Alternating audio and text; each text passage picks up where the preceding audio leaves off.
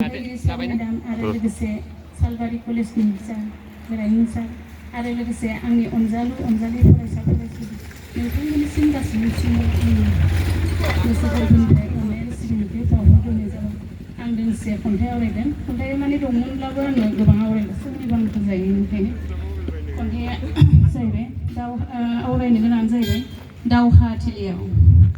मेंनाय गैया जेननाय गैया बर' फिसाफोर दावहा थिलियाव। दावहा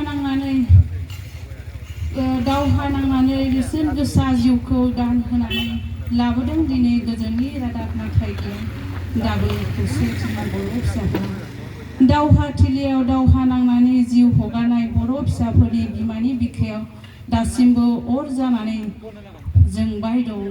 जोबनो गैयै मेगननि मोदै बोहैदों बर' बिमानि मेगनाव बै समनि दावहा थिलियाव। थैजों जाहाबनाय खास्रि बिस्रि इनाय अनागार खालामजानाय बर' फिसाफोरा दावहा थिलियाव गोजोन्थों।